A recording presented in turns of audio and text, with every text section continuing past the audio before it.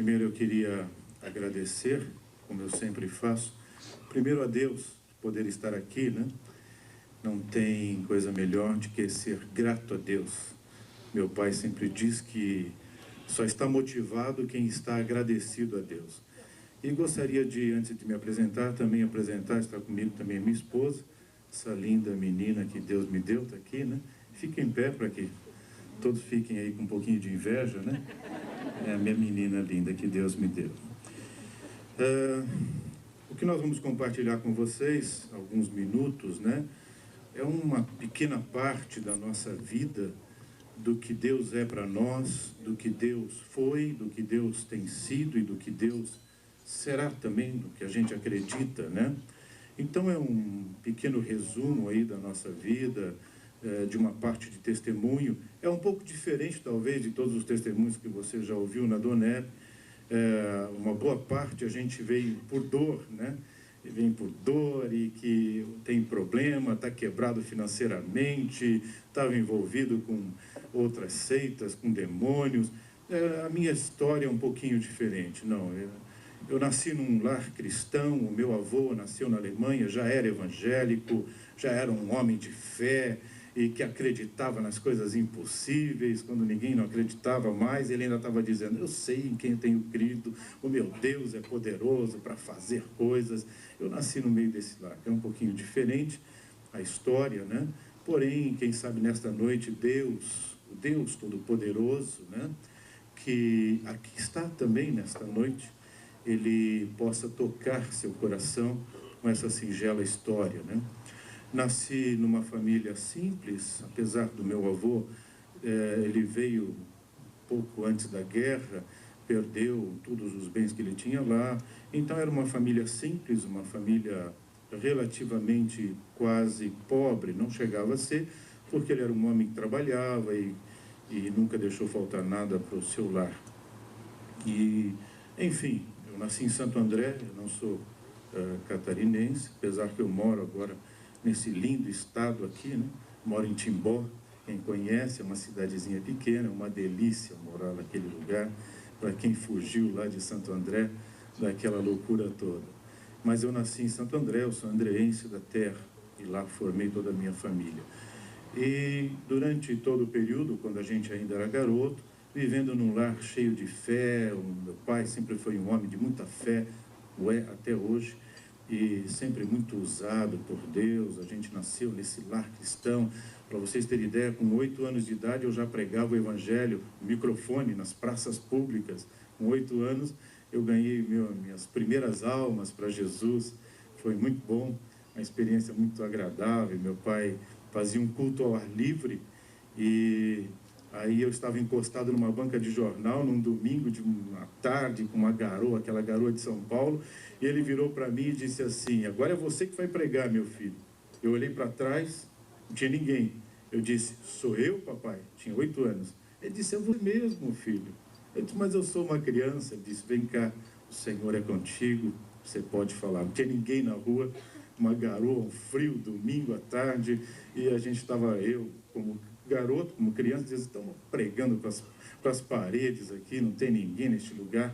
Quando eu peguei o microfone, eu abri a Bíblia, meu pai teve que segurar o microfone, ainda não conseguia controlar os dois ao mesmo tempo, Bíblia e microfone, e abri em São Lucas, capítulo 2, versículo 1.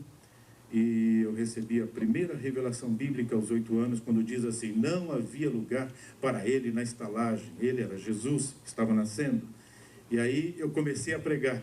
E nisso vinha subindo um senhor, uma marmita debaixo do braço, voltando talvez da hora extra de domingo, do trabalho, e viu um menino de 8 anos pregando, e falou, o que essa criança está aí, nessa garoa, né, falando, e parou do lado de lá da rua e ficou me ouvindo. Eu disse, sabe por que não tinha lugar para Jesus nascer na estalagem? Porque ele não veio para nascer e nem morar em estalagem, ele veio para nascer e morar no seu coração, na sua vida, no seu lar, na sua família. Isso, uma criança de 8 anos. Não era eu, já era uma revelação do Espírito Santo que a gente estava tendo ali. E aí, meu pai disse assim, pôs a mão no meu ombro e disse, faz o apelo, filho. Eu disse, mas pai, e aí, tá bom. Quantos de vocês querem? Isso tinha um. Querem se entregar para Jesus. E aí o homem disse assim, menino, esse Jesus que você está falando eu quero. Eu não posso mais ficar sem ele. O que eu tenho que fazer? E veio em minha direção. E eu olhando para o meu pai com medo. E agora, pai? Diz, manda ele se ajoelhar. No meio da calçada, se ajoelhou. Meu pai pegou a minha mão. Eu nunca vou esquecer dessa cena. Toca a minha alma. Pegou a minha mão e colocou sobre a cabeça dele. E eu não conseguia nem orar. Comecei a chorar, uma criança. E aí, quando veio as palavras, disse, Jesus, abençoa este homem e dá uma paz que ele nunca sentiu na sua alma. Foi isso que eu disse.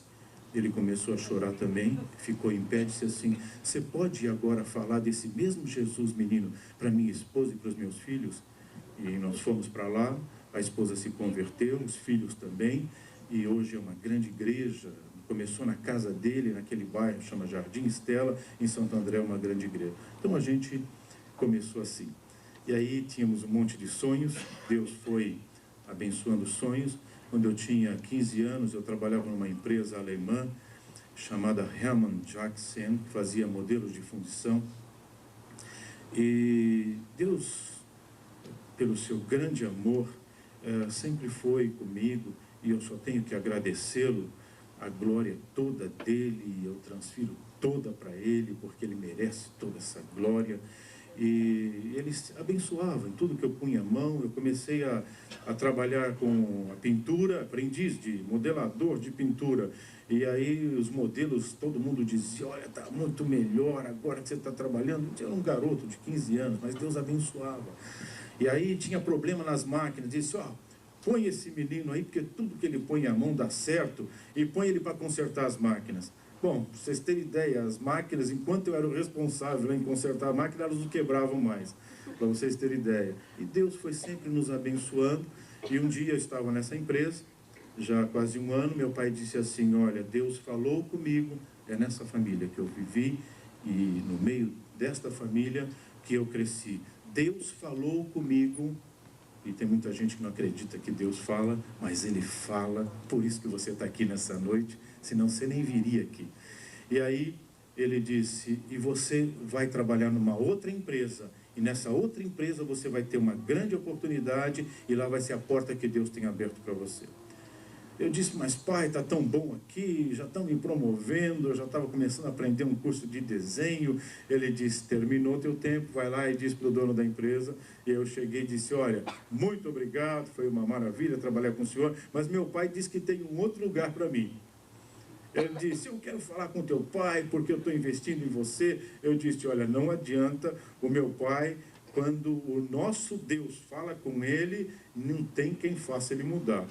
Ele disse, então vou fazer o quê? E saí, no outro dia de manhã, meu pai tinha uma Kombi, ele era chamado de o homem da Kombi vermelha, era uma Kombi vermelha, e aí colocou eu na Kombi e fomos lá para Diadema. Quem conhece Diadema, tem muitas empresas lá, e quando paramos em frente, eu posso citar o nome da empresa, porque trabalhei muitos anos lá, lá foi a porta que Deus abriu. Quando eu cheguei em frente à empresa Prensa Schuller, meu pai parou a Kombi e disse assim, é nesta empresa que você vai trabalhar, porque Deus me falou. Olhei a placa, disse, tinha vagas, uma placa enorme, mais alto que esse teto, que escrito bem grande assim, não há vagas. Um adolescente, 15 anos para 16, fui com a cabeça abaixo em direção, meu pai só disse assim, eu vou ficar aqui orando, você vai lá e diz para o homem que você vai trabalhar aqui nessa empresa. Aí bati lá na portaria, o guarda veio me atender e disse, olha, meu pai falou que tem um trabalho para mim aqui nessa empresa. Ele disse, avisa o teu pai que ele deve estar com algum problema com óculos, porque olha a placa lá, não tem vaga aqui nesse lugar. Ele disse, tá bom, o senhor me desculpa. Voltei para a Kombi e disse, pai, não tem vaga nenhuma nesse lugar. Talvez seja outro lugar que Deus falou, porque aqui não tem vaga. Ele disse, vem cá, meu filho. Sentei do lado dele na Kombi, ele encostou a porta, pegou a minha cabeça e pôs a minha cabeça no ombro dele, no peito, perdão. E disse assim, Jesus, tu falaste comigo e me mostrou que é este lugar que tu tem para o meu filho. Então, mais uma vez, para a tua glória, prova o teu amor, Pai. Disse assim, volta lá, filho. Se coloca no lugar do adolescente de novo. Vai com a cabeça baixa, dizendo, meu pai realmente está, enfim, está ficando velho, alguma coisa. Quando antes de chegar, o guarda já dirigiu a mim e disse assim: olha, é o seguinte, menino, talvez o teu pai sabe de alguma coisa que eu não sabia, e eu liguei lá em cima e disseram que é para você subir. Eu disse: ah, meu Deus. Tem alguém aqui que ainda não acredita que oração funciona? Se a oração for dirigida a um Deus que é vivo, que ressuscitou ao terceiro dia, que mandou o seu Espírito para estar conosco, então passe a acreditar, porque Ele ouve, Ele tem prazer em ouvir os que são seus. E aí subi lá, preenchi a ficha, me colocaram na sala do gerente da contabilidade. Ele também me permite citar o nome dele, ele é um cristão, eu não sabia, só fiquei sabendo depois.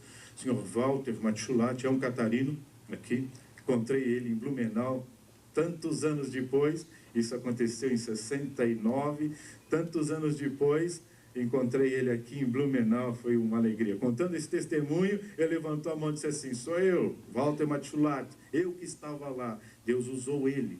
Aí eu sentei e fiquei esperando. Daqui a pouco chegou ele, e no lugar onde dizia religião, eu escrevia assim: evangélico. E embaixo eu escrevia assim: amo a Jesus Cristo. Bem assim. Aí ele pegou, não deu tempo dele ver a ficha, era muita informação, ele só leu aquele quadrinho. E levantou os olhos e disse assim para mim: me diz uma coisa, você realmente ama Jesus Cristo? E eu disse assim para ele: se eu não amasse a Cristo, eu não estaria aqui hoje, porque foi Ele que me mandou. Ele disse assim: tem alguém te esperando? Eu disse: meu pai. Vai lá e avisa ele para ele ir embora, porque você vai ficar trabalhando hoje aqui. E foram 9 anos quase, 8 anos trabalhando lá, onde Deus abriu portas. E um ano depois, até o alemão, que eu já não falava há algum tempo, em questão de 3, 4 meses, o idioma é como se ele tivesse aflorado. Eu tinha falado muito pequeno com meu avô, quando eu ainda tinha 3, 4 aninhos, 4, assim. E em 3 meses, ouvindo eles falarem alemão, eu comecei a falar alemão fluentemente. Ele ficou assustado, espantado com aquilo. Seu Richard Klett, o diretor-presidente da companhia, ele disse: mas que negócio é esse? 3 meses atrás você entrou aqui e não falava uma palavra em alemão, e agora você conversa comigo em alemão. Ele não falava português. E eu dizia assim: é o meu Deus, eu falava para ele. E aí ele ficava assim, não dizia nada. Depois de uns 7 a 8 meses, mais ou menos, se não me falha a memória, ele me disse assim: amanhã você vai começar a trabalhar na engenharia. Engenharia? Eu era um office boy, um contínuo lá da administração, trabalhava, assessorava lá a diretoria, mandando o telex. Lembra do tempo do telex? Eu era lá um operador de telex e que cuidava do almoxarifado, alguma coisa desse tipo. Nunca nem tinha conhecimento de... Eu disse: na engenharia? Ele disse: na engenharia. Chamou o gerente da engenharia, seu Carlinhos Raul, e disse: ensina tudo para esse menino que você sabe. E se tiver alguma coisa que você não sabe, procura quem sabe e manda ele ensinar também. Bem assim. O homem ficou, o outro alemão ficou meio assim, olhando para mim, como quem diz: o que ele viu nesse rapaz, né?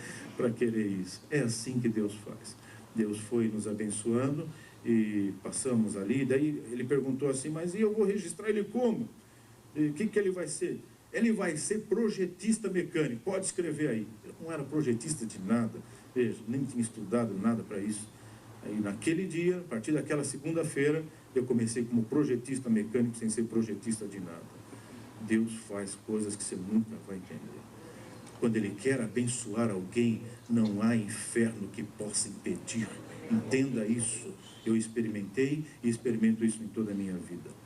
E Deus ali nos abençoou. Depois tivemos oportunidade em outras companhias, até que, depois de algum tempo, eu trabalhei numa companhia ligado à especialização de hidráulica e pneumática, onde me tornei, naquela época, um dos maiores especialistas da América Latina e reconhecido também em outros países, na área de hidráulica pneumática. E foi uma coisa também muito interessante, porque naquela época no país não havia nem livros de hidráulica e pneumática em português. E tinha só em alemão, em inglês, em francês, em espanhol, mas não tinha em português. E tudo que era problema dentro da empresa, que se tratava de hidráulica e pneumática, eles diziam assim: manda lá para o crente. O crente era eu, lá na engenharia. O projetista que não era projetista, era eu. E aí eu fui estudando, fui comendo aquilo. No final, nenhuma prensa era projetada, não se iniciava o projeto, enquanto não passava na minha mão. Diz, primeiro tem que passar lá na mão do Daniel, ele tem que refazer todos os cálculos que vinham da Alemanha. Eu refazia uma parte dos cálculos e modificava, porque eu consegui baratear o custo da fabricação dos equipamentos, usando um outro sistema, um pouco mais agressivo do que a Alemanha usava, que era muito conservadora. E com isso a empresa começou a vender mais equipamentos, enfim, e Deus nos abençoou muito. Tivemos oportunidade para uma outra companhia, saímos para uma outra empresa que trabalhava exclusivamente com hidráulica e pneumática, atendia trens de pouso, para naves espaciais, fornecia válvulas especiais para naves, enfim, para a NASA, inclusive. E como era uma área que eu gostava muito e tinha me especializado, começamos a trabalhar e eu assumi logo depois a gerência responsável pela engenharia simultânea e todos os novos lançamentos, os novos projetos. A gente participava a nível de reunião com todos os gerentes de engenharia mundial. E trabalhamos durante algum tempo como responsável geral por todos os novos projetos, e Deus ali nos abençoou muito. Eu vi muito a mão de Deus. Eu era chamado nos Estados Unidos de God Researcher, o pesquisador de Deus, porque tudo eu falava assim, Deus vai me ajudar, eu dizia. Em tudo eu falava. Então eles diziam, um dia se Deus vai esquecer de você e você vai ter que fazer as coisas sozinho. Eu disse assim, Deus nunca se esquece de nós. O que Ele formou, Ele tem prazer em cuidar. Ele não te formou no ventre da sua mãe para deixar você morrer num deserto, sem ninguém para poder te acalentar. Não, se não tiver ninguém, Deus está ao seu lado para te acalentar. Ele nunca nos deixa. Esse é um grande segredo que poucas pessoas se conscientizaram disso.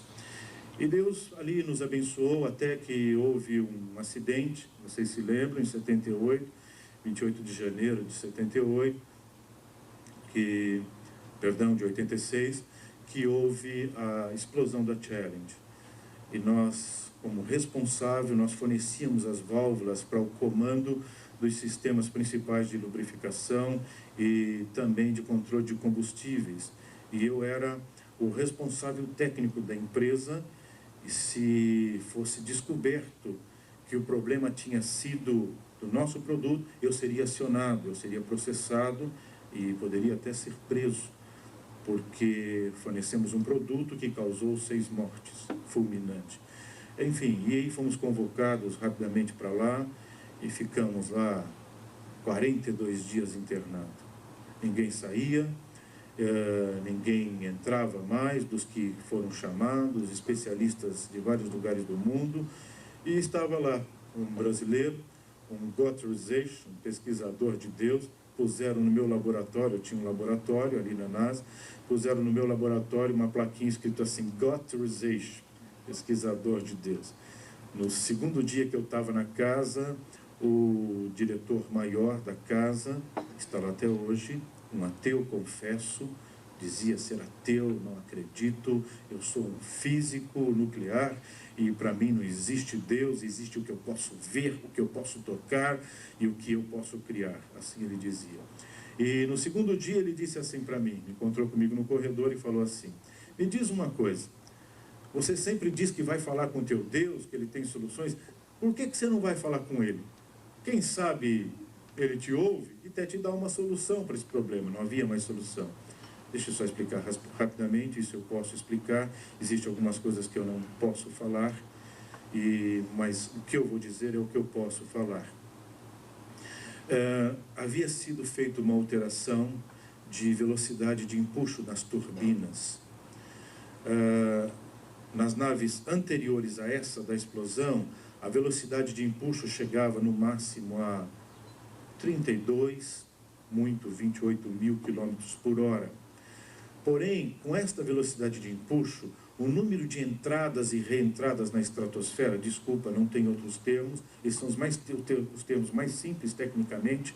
Entradas e reentradas é que é necessário calcular o tempo exato de saída da estratosfera, senão fulmina a nave espacial. É a mesma coisa que acontece com o meteoro, quando vai entrar na estratosfera, às vezes ele tem um tamanho 100 vezes maior, a estratosfera fulmina ele vira pequenos cascalhos.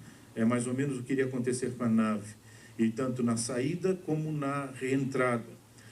E nós fizemos alguns cálculos, se aumentasse as velocidades de empuxo das 2 ou 3 turbinas, talvez acima de 55 mil km por hora de velocidade, poderia ter não mais uma saída e uma reentrada por semana, mas 6 saídas e 6 reentradas por dia.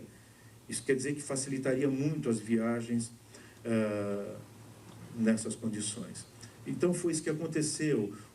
Faltou um detalhe importante de um dos lubrificantes que travava o sistema, que garantia o movimento da válvula principal de comando.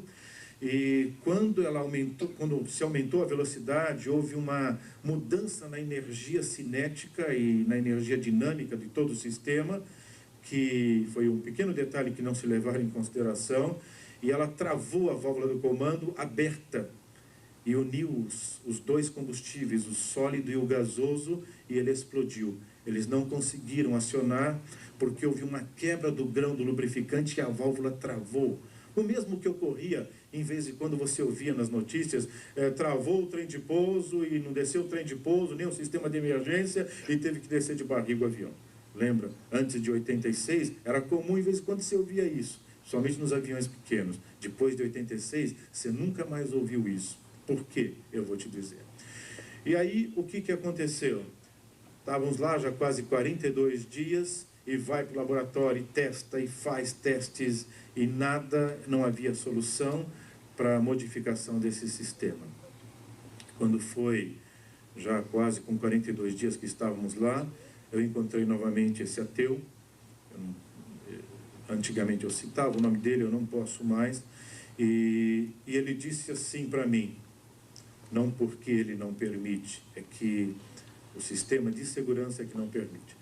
E o que aconteceu? Ele pegou e me disse assim no corredor, e aí, cadê o teu Deus? Será que ele não foi viajar? Quem sabe ele está passeando, não pode te ouvir? E zombou de mim ali, zombou de Deus. Naquela hora, eu vou dizer para vocês o que eu senti. Os meus dedos dentro do sapato, eles começaram a aquecer, esquentar. E eu ouvindo ele, eu olhava para o meu pé como querendo ver os meus dedos, porque eu não sentia mais eles dentro do sapato. Eles foram esquentando, foram aquecendo, e aquele calor foi subindo na minha perna, como se quisesse me queimar todo o meu corpo. E aí eu perdi o controle da boca, da língua, e eu disse assim para ele, hoje ainda você vai glorificar o meu Deus, porque ele vai me dar a solução. Ele disse assim para mim, se o teu Deus fizer isso, é sinal que ele fala com você, então é sinal que ele é vivo. Eu sou o primeiro a glorificar então o teu Deus, porque então ele merece. Ele disse. Ninguém tinha solução. Tinha aproximadamente na casa de todas as áreas, de vários lugares do país, do mundo, desculpa, mais de 380 experts em diferentes áreas. E não havia solução. Eu voltei para o laboratório, eu disse, meu Deus, o que eu falei para esse homem? Eu não tenho solução nenhuma. E agora, Pai? O Espírito Santo me acalmou, eu senti uma paz, essa mesma que o irmão Rangel disse, que aquele empresário lá na Índia sentiu, eu senti uma paz, uma calma que entrou na minha alma. Voltei para o meu quarto, que era do lado do laboratório, ajoelhei e comecei a orar. Disse, Deus, eu não tenho outro lugar para buscar solução a não ser em Ti, porque eu não tenho essa solução. Se não vier do céu, eu não tenho outro lugar.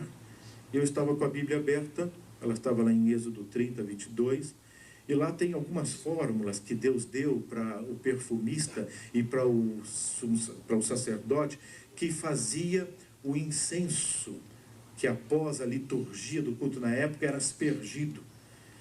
E o Espírito de Deus tocou em meu coração. Quando eu abri os olhos da oração, eu vi todas aquelas especiarias e tal. E aí eu senti a direção de Deus. Ali estava a solução.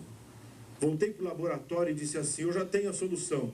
Este dito ateu disse assim: só se Deus falou com você, só se você buscou no céu, porque ninguém tem nada até agora. Eu disse: é de lá mesmo que veio, é do céu, se você quer saber. Ele disse: então vamos ver. Alguns componentes não tinham, um tinha na Turquia, outro só em Israel. Os caças foram rapidamente lá, buscaram, em questão de horas já estavam de volta.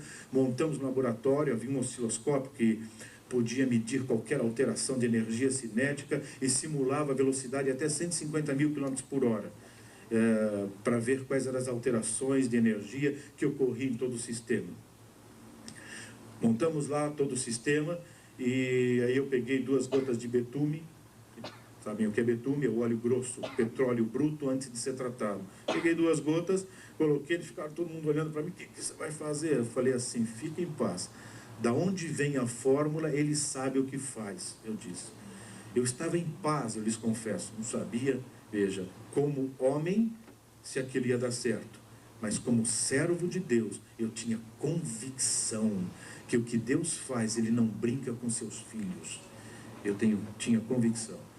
E aí montamos e começou a testar. Chegou a 38 mil. Este homem, dito ateu, já andava de um lado para o outro. O osciloscópio, ele é enorme, ele tem quase 1,80 m de diâmetro. Você vê de longe. E não havia a menor alteração do grão, não se quebrava o grão. Chegou a 45 mil, nenhuma alteração. O melhor que existia anterior, quando era 28, ele já quebrava o grão e travava todo o sistema. Já estava a 55 e nada tinha acontecido. E ele já andando rápido de um lado para outro, e batia no meu ombro e dizia assim: mas que negócio é esse? Como é que é isso aí? De onde você foi buscar? E que Deus é esse? Como que é isto? E começou já, e me sacudia o meu ombro, como se queria tirar de dentro de mim o que é que eu tinha feito, de onde eu tinha tirado aquilo. E eu glorificando a Deus, ainda calmo, glorificando, agradecendo a Deus, e o osciloscópio foi subindo, 80, 85 mil quilômetros por hora, não acontecia nada, e se provou ao contrário. Quanto maior era a diferença de energia, quanto maior era a carga de pressão sobre o sistema, menor era o atrito, e melhor era a capacidade do grão para se submeter àquela situação. Era o contrário às leis da física, contrário ao que tudo se sabia até aquela época sobre aquele tipo de grão. Era o contrário, o oposto. E aí chegou, o equipamento só chega até 150 mil, quando já estava 140, parecia que a parede todinha ia arrancar, porque é um barulho ensurdecedor, insuportável, e nada havia acontecido. A performance era melhor. Quanto maior era a velocidade, maior era a carga e as diferenças de energia. A essa altura ele já estava pulando de um lado para outro, todo mundo gritando. Lá é comum, quando se descobre alguma coisa, é coisa de malucos, de pesquisadores, é o que se diz, né? Mas é isso mesmo, na realidade é um pouco assim também. Talvez o que você imagina é o que acontece lá. Quando se descobre alguma coisa, parece um bando de louco, todo mundo pulando, gritando. E quem descobre, tem uma lei na casa, quem descobre tem autonomia para decidir o que é que todo mundo vai gritar. É coisa de pesquisador mesmo. É bem por aí. E aí eu disse: parem, todos. Um gritava eureka, outro gritava não sei o quê. Todos agora vão gritar: glórias a Deus, aleluia, Cristo é vivo, só Ele faz estas coisas. E este dito ateu, eu falo e toca a minha alma, era o primeiro na frente gritando e pulando, foi filmado e está lá na história da NASA. Veja, ele era ateu até aquele dia, hoje ele não é mais, é um cristão que glorifica a Deus, serve a Deus e não faz nada sem falar com Deus. E ele diz: o que eu sei, eu só sei porque Deus permitiu que eu soubesse. Essa é a grande diferença.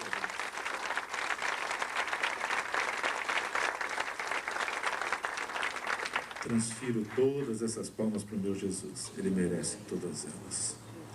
E aí assim foi, essa foi uma experiência na casa. Depois tivemos oportunidade para trabalhar ainda nesta companhia. Ele era ligado ao armamento bélico e, contrário à minha vontade, eu fui trabalhar com armamento bélico. E como a gente sempre foi muito agressivo em pesquisa, em buscar novas coisas, eu soube que no ramo bélico havia um grande problema para as metralhadoras dos caças. Uma metralhadora no caça, a melhor metralhadora que havia na época, se travasse um cartucho ou não se deflagrasse, ele tinha capacidade só para tirar um ou no máximo 2 cartuchos não deflagrados. Então ele podia às vezes imobilizar ou perder por completo uma metralhadora debaixo da asa se 1 ou 2 cartuchos tivesse esse problema. E era muito comum por causa da diferença de temperatura, dependendo da altura de voo do caça ou a região onde ele estava. Então era um problema gravíssimo aí a nível de armamento bélico. E eu fui trabalhando, pegando algumas metralhadoras antigas, uma metralhadora inglesa que havia desenvolvido nesta empresa onde eu trabalhava, e acabamos fazendo uma das metralhadoras reconhecida pelo sistema todinho de segurança, reconhecido como a metralhadora mais mortal do mundo. Era calibre 52, ela dava 950 tiros por minuto, e ela não existia possibilidade de travamento, porque foi criado um sistema anti-travamento de altíssima pressão, com liga de carbono muito leve, para não pesar muito no aparelho, que nós conseguimos colocar dentro desse tanque, um pequeno tanque, só que é debaixo da asa, 8.450 bar de pressão. Desculpem quem não é da área, não tem outro termo, é kgf por centímetro quadrado, mas é pressão, a sua mente não consegue imaginar, a verdade é essa, é muita pressão. Então, nem dentro do centro da bomba atômica não tem tanta pressão assim.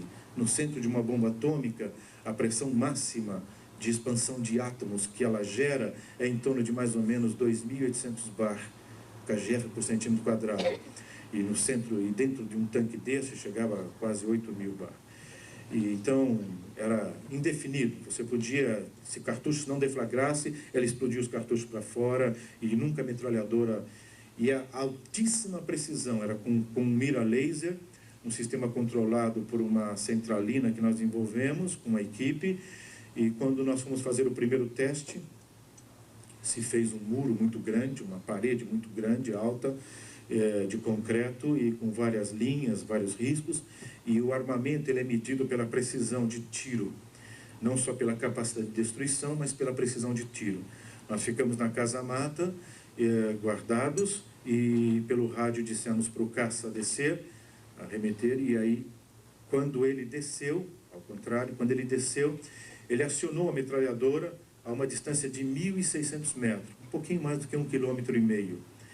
E aí, toda aquela poeira, não dava para ver direito o que tinha acontecido, demos rádio, disse, não desce novamente, nós vamos lá checar o que aconteceu. Saí correndo na frente de todos, eu estava muito curioso para ver o que tinha acontecido, e eu cheguei na frente dos oficiais, e quando eu cheguei no muro, e aquele pó estava cedendo, o muro tinha sido cortado, é concreto com ferro de 3/8, ele tinha de 70 milímetros de espessura, 70 centímetros de espessura, ele tinha sido cortado como você corta uma faca, usando uma faca, um queijo.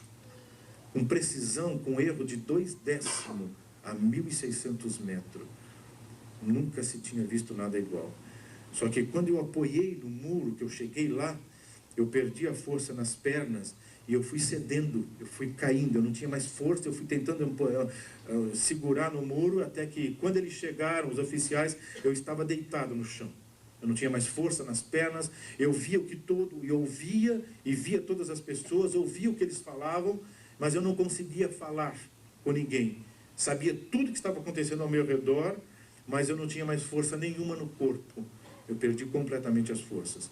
Vieram rápido, me captaram com o helicóptero, me levaram para o hospital da base, e eu fiquei a noite toda, eu não consegui dormir, e as pessoas falando comigo, os médicos falando comigo, eu não conseguia pronunciar palavra, e via tudo o que acontecia, eu não movia um dedo sequer.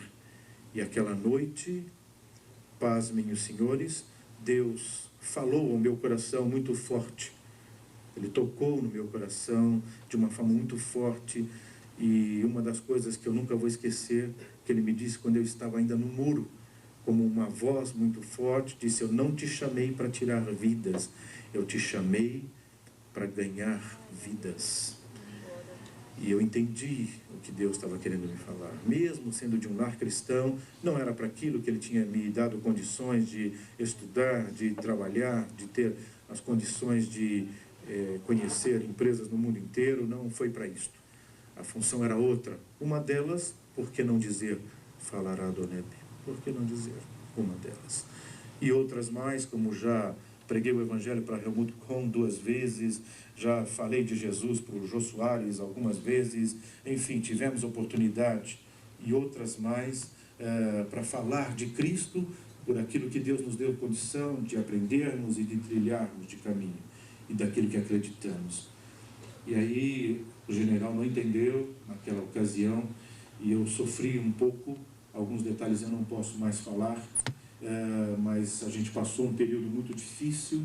Durante quase 9 meses eu abandonei tudo, eu queimei todos os planos da metralhadora, e me disseram: você está louco? No outro dia de manhã, para vocês terem ideia, a noite toda eu passei assim, ouvindo Deus falar ao meu coração. No outro dia de manhã eu estava normal, eu não tinha nada, eu saí do hospital andando normal. Ninguém entendia, mas eu entendi o que tinha acontecido. Cheguei no escritório e disse: olha, terminou, eu queimei todos os planos da metralhadora, já tinham vendido milhares de unidades, principalmente por Oriente Médio, já tinham comprado muitas unidades, e já iam colocar isso em produção seriada, e eu queimei todos os planos, desenhos, tudo. Alguns dos cálculos do sistema, só eu tenho condição de fazer. Fui eu que desenvolvi, era uma variável de uma matemática com 8 variáveis, e que Deus me abençoou para me compreender aquilo, e eu consegui descobrir. Eu rasguei tudo isso, queimei tudo, joguei tudo fora, e ninguém mais tem acesso. Enfim, e aí o general disse: se você está com algum problema, vai para casa, descansa, e depois nós vamos te buscar, e você vai fazer tudo de novo. E é muito dinheiro que você vai ganhar. Passou um tempo, foram me buscar, eu estava lá na unidade da fábrica, desceram com o helicóptero lá, pararam a fábrica, pararam as ruas todas, e os PAs me pegaram calmamente, entenda isso, me pegaram calmamente, puseram no helicóptero: tal pessoa quer falar com você. Me colocaram numa sala, pegaram um cheque com valor enorme, empurraram em minha direção e disse assim: isso é só o começo, já vendemos milhares de unidades, isso é uma comissão só para te motivar, é só o começo. O valor era alto, era um bocado de zeros. Eu peguei o cheque de volta e virei e empurrei assim para o oficial. E disse: o senhor não entendeu, Deus falou comigo, e Ele não me chamou para isto. Eu sirvo a Deus, nem que eu tiver que procurar emprego, mas eu sou hoje um pesquisador desempregado, e eu vou depender de Deus a partir de hoje. O que Ele quiser para a minha vida é o que vai ser, eu disse. Ele disse: olha, vai descansar, porque você não vai conseguir emprego em lugar nenhum. Onde você pensar que você vai, nós já estamos lá. E foi durante um tempo muito difícil. Até que um dia, que já não tinha mais dinheiro para comprar comida, eu andava procurando emprego a pé, tirei um monte de coisa do meu currículo para as pessoas olhar: você vai querer ganhar muito. Aí foi tirando, até que eu já estava aceitando desenhista mecânico de manutenção. É isso mesmo. Falava já 3 idiomas, 4 fluente, enfim, e mesmo assim não tinha emprego, estavam todas as portas fechadas. Deus estava me ensinando aquela lição, aprender a depender dEle, e não depender da nossa sabedoria, não depender do nosso conhecimento, não depender da nossa capacidade, do seu MBA, do seu mestrado, do seu pós-graduado, nada disso. Depender de Deus. E escutem, senhores e senhoras, não tem pessoa melhor para a gente depender do que Deus. Ele nunca falha, nunca. E Ele vem na hora certa. Então, entenda isso. Eu estou falando isso com muita convicção da minha alma. Eu não jogo tempo fora. Eu não viria de Timbó aqui para jogar meu tempo fora, se eu não acreditasse nisso que eu estou falando.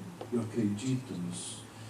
E aí, quando já quase 9 meses, aquela situação, eu andava a pé quilômetros procurando emprego, Estava saindo de manhã, minha esposa pegou a mamadeira, nós tínhamos criança pequena, e ela disse assim, essa é a última mamadeira, o último leite, não tem dinheiro para comprar mais.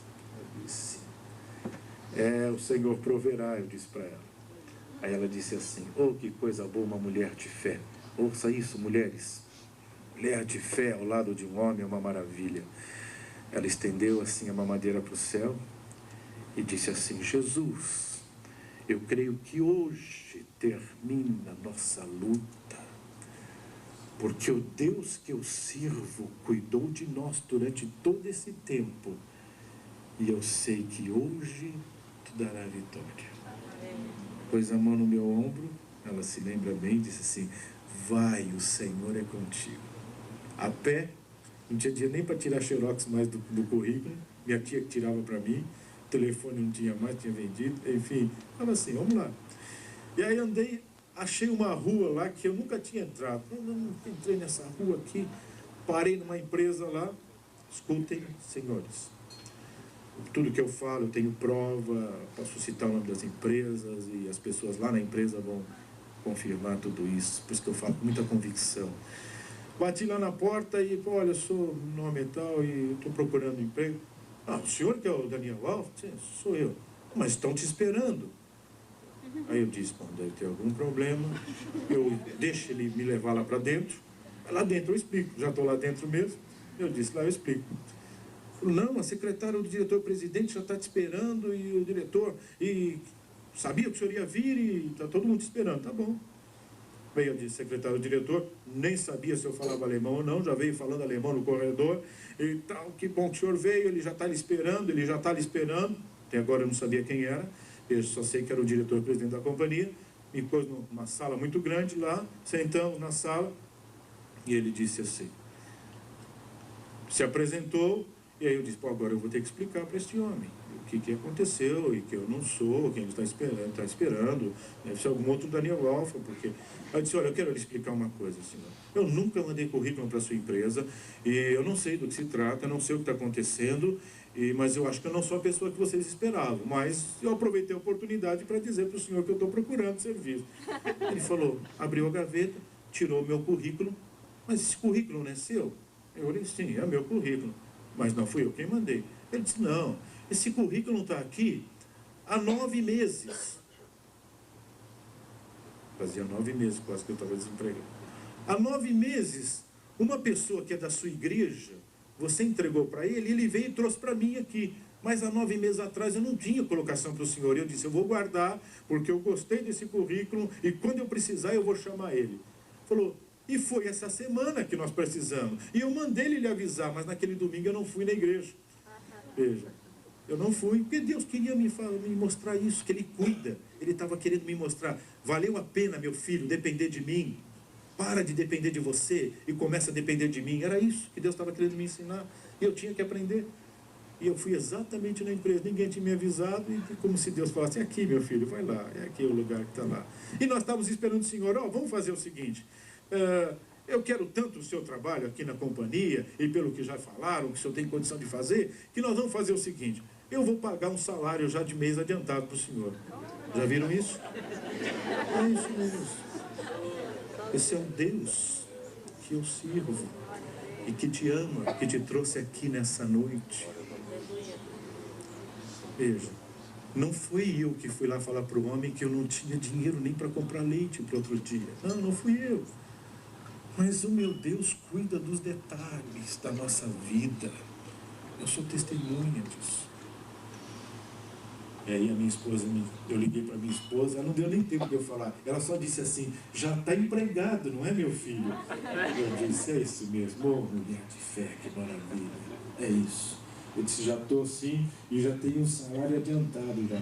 Quando eu sair fora da fábrica, sair glorificando a Deus, não tenho vergonha não. Sair glorificando a Deus pela calçada, quem me visse, esse vai um maluco aí. Veja, sou sim, sou um maluco grato a Deus, que vale a pena depender dele, servir esse Deus. E ali Deus abriu muitas portas, e depois montamos um escritório nosso de consultoria, e fomos trabalhando com consultoria em empresas, pegando massas falidas, é isso mesmo.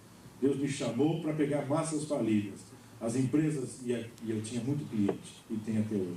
Veja, só que hoje eu não trabalho mais com isso, hoje eu trabalho com uma única empresa, full time, então não adianta vir procurar meu serviço. Já passamos por esse trabalho, mas se quiser ouvir de um Jesus que tira a massa falida, eu ainda conheço muito bem esse Jesus. Veja, e aí Deus nos levou a muitas experiências, uma grande empresa química, havia demônios naquela empresa, não tenho receio de falar isso. Eles terminavam de montar, de colocar, de vazar o líquido nas garrafas, quando a empilhadeira vinha para levantar com pallet, tudo amarrado, travado, as cordas estouravam e caía tudo antes de colocar no caminhão. Quando conseguiam colocar no caminhão, o caminhão batia, ou então vazava tudo no meio do caminho, chegava lá, não conseguia entregar a mercadoria, e a empresa cada vez mais afundando. E aí um dia, um desses empresários, dono dessa empresa, me viu eu falar num jantar que nem esse, similar a esse, lá em Jundiaí, São Paulo. E quando terminou o jantar, ele disse assim: por acaso você iria na minha empresa fazer uma consultoria? Ele queria uma consultoria, imaginou que eu ia lá na empresa fazer uma consultoria técnico-comercial, administrativa, enfim. E aí quando ele me falou, eu senti no meu coração que o problema da empresa dele não era nada disto. O problema era demônios. E depois ele me contou: olha, eu tenho uma tia que é sócia e ela é macumbeira e ela vai lá e asperge sangue de galinha nos muros da empresa para poder ela prosperar. E depois disso que ela começou a fazer, a empresa começou a afundar. E não tem mais quem tira ela do buraco. Eu disse: tem sim, senhor. Disse: nós vamos fazer o seguinte, eu vou falar com meu Deus e nós vamos lá orar pela empresa. Disse: mas o senhor vai orar e a empresa então vai virar uma igreja? Eu disse: não é nada disso. A empresa vai continuar sendo empresa. A única coisa é que os demônios que estão lá vão bater em retirada. E o Senhor vai entrar naquele lugar. E aí, passou uma semana, 2 semanas, marcamos, eu prestava consultoria numa empresa em Campinas. Quem conhece Campinas, tem aquela avenida grande que sai de Campinas para Anhanguera, saí no trevo da Anhanguera. Estava saindo às 2 horas, meio-dia mais ou menos, daquela empresa em Campinas, para ir para Jundiaí, nesta outra grande empresa química, aonde eu ia lá para orar. Mandei reunir todos os funcionários, reunir os fornecedores, enfim, os diretores, toda a companhia, eu ia orar por todos eles. Quando eu estou saindo da avenida de Campinas, um carro, ali é totalmente dividido, tem poste, tem as árvores no meio da pista, que separa, um carro voou da outra pista contrária, entre o poste e a árvore. Eu estava com uma Fiorino da empresa, e bateu na lateral da Fiorino. Durante alguns minutos dali, alguns segundos do acidente, eu não tinha ideia nem de onde o carro tinha vindo, para vocês terem ideia. Estava devagar, na minha mão, subindo tranquilo, ali é cheio de radar, e não dá para andar mais do que 60, tranquilo, subindo, orando, dizendo: Deus, abençoa lá essa reunião que nós vamos lá fazer, põe a tua mão. Estava orando. E veio aquele carro e arrebentou, pegou a porta, fez um V em cima da minha perna, bem aqui na lateral. Eu fui jogado um pouco quase para o outro lado, o banco passageiro. Ele não foi suficiente, ele voou por cima do meu carro e caiu em cima do motor. E ainda bateu e ainda foi um pouco mais à frente. Eu nem deu tempo de frear, não deu tempo de fazer nada. Eu não sabia nem o que estava acontecendo até então. E do jeito que foi, ainda bati no carro lá. Ficou todo esmagado meu carro, esmagado na frente, porque aí veio tudo para cá, e esmagado na lateral. Fiquei assim, não podia nem me mexer. Veja, mas não tinha um corte, não tinha uma pancada. Eu passava a mão na minha perna para ver, deve ter um hematoma, deve ter, que a porta fez um V em cima do meu fêmur aqui. Não tinha um arranhão, não tinha nada, nenhum hematoma, nenhuma dor, não tinha nada. A polícia chegou ali, tiveram que arrancar a porta para me tirar, o tenente da polícia militar e dos bombeiros, e ele disse: está bem. E aí quando eu saí fora, que eles tiraram a porta e queriam com a maca me levar, disse: está tudo bem. E ele olhava no buraquinho onde eu estava do carro e disse: mas como é que o senhor sobreviveu aí? Eu disse assim: eu tenho um airbag que chama-se Jesus Cristo, ele me abraçou e eu ando abraçado com ele, e ele cuida de mim. E virei para ele e disse: ele quer cuidar da tua vida também, eu disse para ele. E aí ele me apalpava para: leva esse homem para o hospital, não vai levar para lugar nenhum. Ele disse: está tudo bem. A moça tinha quebrado, era uma moça que dirigiu o carro, quebrou o pescoço. E estavam levando ela na maca para levar para o hospital e talvez a viesse até a falecer. Estava perdendo muito sangue e naquele instante eu disse: pare a maca. Diz bem assim, veja. coisa bem de quem acredita em Deus. Essa é a verdade. Veja. Pare a maca. E aí eu disse assim, eu vou orar por ela, não leve ela assim. Essa moça não vai morrer, eu disse. E aí o jornal da cidade de Campinas tirou uma foto, eu com a mão em cima da cabeça dela na maca, na avenida, orando por ela. Ela foi para a UTI, no outro dia eu estava visitando ela no hospital, ela estava recuperada para a glória de Deus. O Deus que eu estou falando aqui.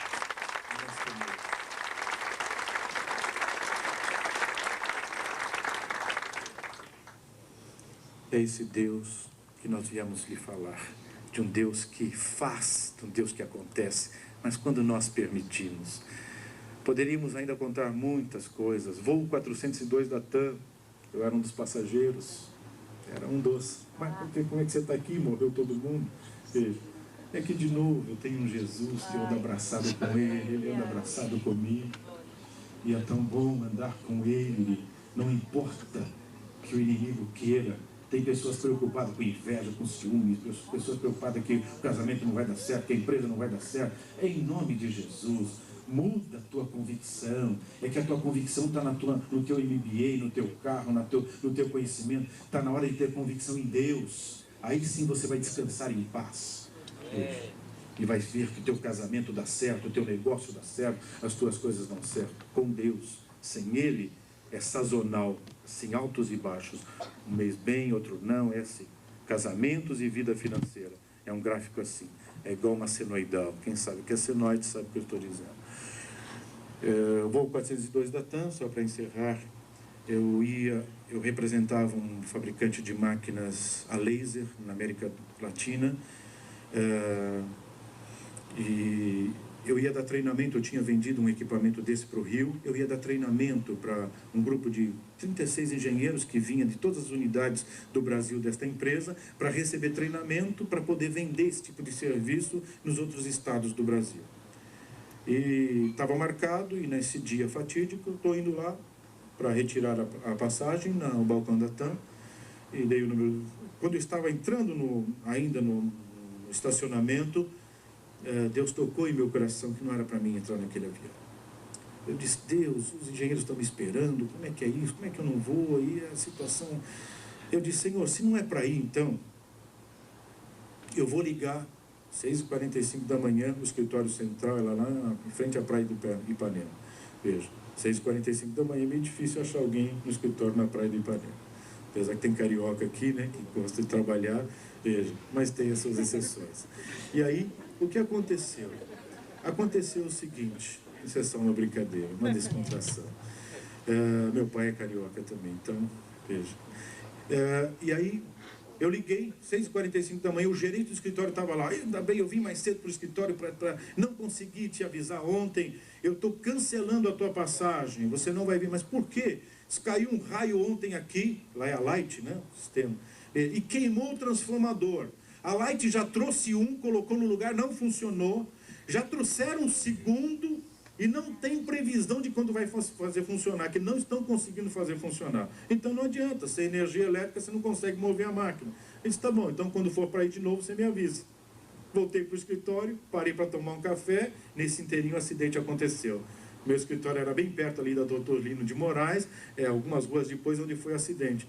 Quando eu entrei na fábrica, era uma multinacional, a minha secretária, que tinha se afastado da igreja, dos caminhos do Senhor, e eu estava falando de Jesus para ela, mas ela sempre dizia, não tenho motivo, Jesus não me ama, às vezes eu tenho até dúvida que ele é vivo, que ele é real mesmo, parece uma coisa tão distante, e o Senhor é que fala aí com convicção, mas para mim é tão distante. Enfim, aí quando ela me viu, ela me tateava como se eu fosse um fantasma, mas quem tirou o senhor lá do avião? E eu não entendia nada ainda. A assistente social estava já no estacionamento, retirando o carro e avisar minha esposa que eu tinha morrido.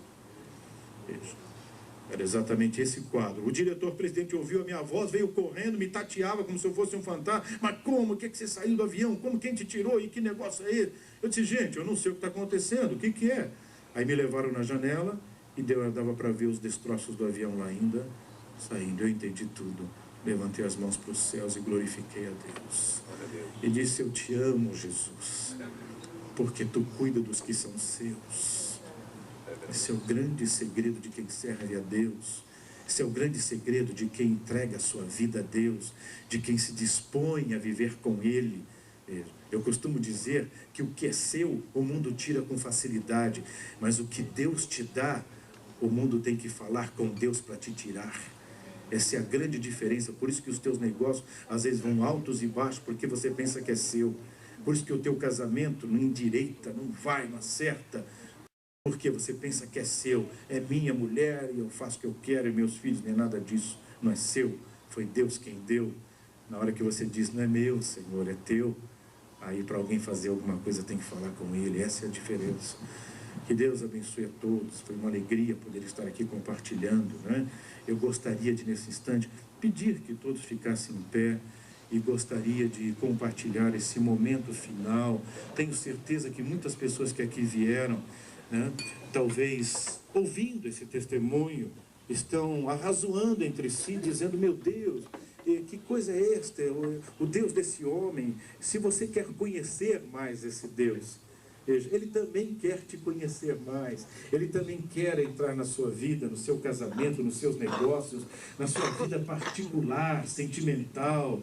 Ele quer sarar as feridas. Ele quer curar a depressão. Eu tenho visto Deus fazer isso em trabalhos da Donep constantemente. Pessoas deprimidas. Hoje tem um batalhão de pessoas deprimidas. Para onde você vai? Esposas deprimidas, maridos deprimidos, enfim, filhos deprimidos. Que coisa tremenda!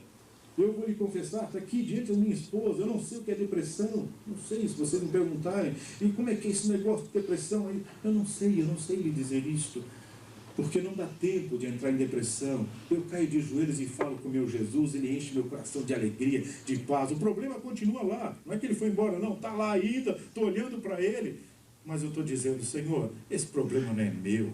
Eu entreguei para ti, Senhor, eu vou descansar. Tem um monte de passagem na Bíblia que explica isso. Josafá, a cidade estava cercada, e aí ele foi falar com Deus, e Deus disse, Josafá, essa batalha não é sua, é minha. Eu vou pelejar por você. É exatamente isso. E aí, sabe o que ele disse para Josafá, para provar se ele tinha acreditado mesmo? Vamos fazer o seguinte, Josafá, amanhã eu vou pelejar por vós. Vai dormir, como se ele estivesse falando, vai dormir, manda o povo todo dormir. Amanhã eu vou tratar desse assunto. Cidade cercada, todos os inimigos cercando a cidade, e Deus manda Josafá e o povo ir dormir. E que Deus é esse? É o Deus que é vivo, porque nenhum inimigo virá sobre os que são seus, se Ele não permitir. Então que vá descansar. Aqueles que são de Deus, vá descansar, deixa o mundo se turbar. Está na hora de você descansar. Descansar quer dizer viver em paz e voltar a viver, ter um casamento feliz e uma vida próspera com Deus. Eu gostaria de perguntar a alguém nesta noite que aqui veio, nos deu a satisfação da sua presença, acreditou naquilo que nós falamos. Eu não viria aqui nessa noite se eu não acreditasse no que eu lhes falei, eu não viria. Eu tenho essa postura, eu sou de descendência alemã, gosto das coisas certas, corretas. Hoje eu trabalho numa empresa lá em Timbó, está lá para quem quiser ver, Deus tem feito maravilhas. Alguns meses atrás, todo mundo dizendo, não vai atingir a meta, estamos desesperados, vamos reduzir 35% dos funcionários. Eu chamei o diretor-presidente, o principal acionista, disse, não vamos mandar ninguém embora. Já pensou você falar isso para o acionista da companhia? Não vamos mandar ninguém embora. E se prepara que o senhor ainda vai contratar pessoas em pouco tempo e ainda vamos comprar equipamentos novos. Amém. Que Deus é esse? É o Deus que eu sirvo, é o Deus que te ama e que te trouxe aqui nesta noite. Passou 2 meses, não batia as metas não, as metas não vinham, dificuldade, e estava muito abaixo das metas. Lá por 3º mês, quando ele me via no corredor, e daí? Como é que é? Como quem diz, e aí? E aquilo que você falou, vamos ter que mandar a gente embora. Disse, não vai mandar ninguém embora não, eu dizia. Veja, mas a coisa está ficando difícil. Eu disse, calma. Uma empresa na Inglaterra que fornecia um equipamento para uma empresa em Porto Alegre, com dificuldade, essa empresa em Porto Alegre não podia mais comprar porque houve um acordo lá na empresa na Inglaterra com a matriz desta outra empresa aqui no Brasil, e que eles não podiam mais fornecer esse equipamento. Disse, olha, se vira, desenvolve no Brasil. O equipamento rodou todos os meus concorrentes no Brasil. Todo mundo olhava a peça, torcia o nariz, isso não vou fazer não. Ninguém vai fazer. Aí ele me ligou, sabe que eu sou cristão. Diz, quem sabe, Daniel, você às vezes tem essas loucuras aí, você não desenvolveria esse produto. Eu disse, manda o produto. Quando nós abrimos a caixa, escute isso, quando nós abrimos a caixa, tinha 4 engenheiros que trabalham comigo, olharam para o equipamento e torceram o nariz e disse, não é para nós não, Daniel. Aí eu disse, glórias a Deus, isso é para nós sim, porque foi Deus quem mandou e nós vamos desenvolver. Mês que vem já estamos entregando o primeiro equipamento para a glória de Deus. Ninguém acreditava. Servir a Deus é isso, é quando ninguém acredita e continua acreditando. Porque Deus não se cansa de nós. Esse é o grande segredo de servir a Deus. Quando todo mundo acha que não tem porta, Ele abre porta onde não tem. É diferente abrir porta onde tem parede. Tem parede, eu vou lá, quebro, eu faço uma porta. Eu quero ver se abrir porta onde nem parede não tem. Esse é o Deus que eu sirvo. Ninguém está vendo solução. Nem parede tem para abrir porta. Ele põe parede e põe a porta também. Eu sou testemunha disso.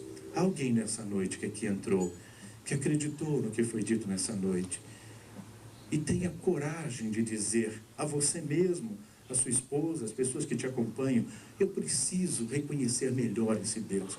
Eu preciso reconhecer os meus negócios, na minha vida conjugal, na minha vida sentimental. Se há alguém, eu gostaria de fazer um pouco diferente. Eu gostaria que você viesse aqui à frente. Eu quero orar por você, pedir a Deus pela sua vida. Eu sei que é um convite agressivo, é um convite diferente, mas eu gosto dos empresários daqui de Santa Catarina, porque eles são agressivos. Se tem que virar a mesa, a gente vira. E é isso mesmo que Deus espera de você.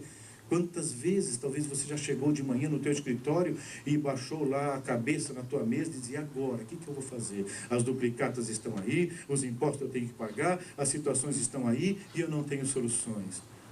Como é bom quando a gente pode chegar no escritório de manhã e saber que Deus foi junto com você.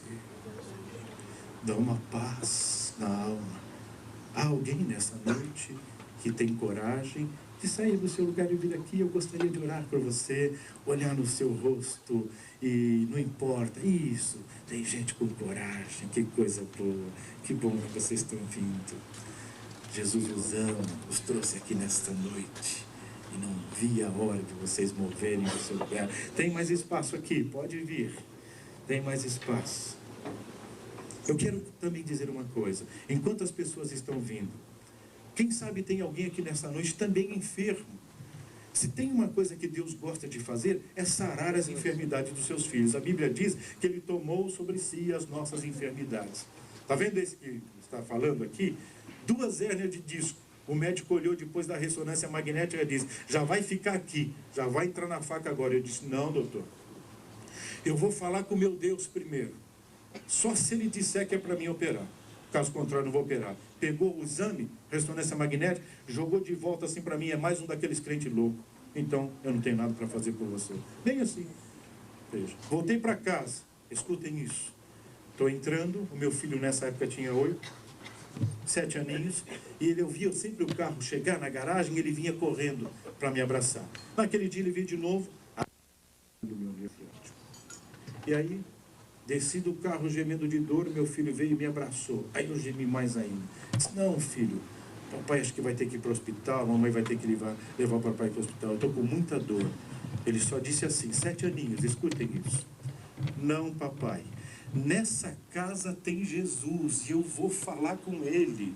E Ele vai vir aqui, vai curar o senhor agora. 7 aninhos. Sabe o que é isso? Aí eu pensei, talvez ele vai orar depois. Não, ele agarrou na minha barriga, pôs a cabecinha dele aqui na minha barriga e começou a orar. Jesus do meu Pai, ele precisa da perna para poder andar, para levar a tua palavra ainda em muitos lugares que eu não sei nem aonde é. Então vem agora, Jesus, e tira tudo isso dele. Eu não consegui orar, deu um nó na minha garganta, vi ele fazendo aquilo, e eu comecei a chorar, não tenho vergonha de confessar, comecei a chorar. E aí eu estava querendo imaginar começar a orar junto com ele. Ele sacudiu a manga da minha camisa. Já sarou, não é, papai? Quando ele disse assim, como se uma mão entrasse atrás de mim e arrancou toda a dor. Eu entrei para dentro de casa pulando, falando línguas estranhas, glorificando a Deus, agradecendo a Deus. E a minha esposa veio, aquele barulho todo. Os meus filhos, eu disse, Jesus me curou. Estou aqui, sabe? Quer saber do segredo? As ervas continuam lá no mesmo lugar. Isso é que Deus faz. Tem um que diz, ela vai continuar lá, só para mim te provar que é o meu dedo eu cuido dos que são meus. Deus não tem prazer no teu sofrimento. Se você veio aqui com fé também, além dele trabalhar na tua alma, além dele escrever o teu nome no livro da vida e te dar uma nova vida, mudar a tua história, ele também sara a tua vida física.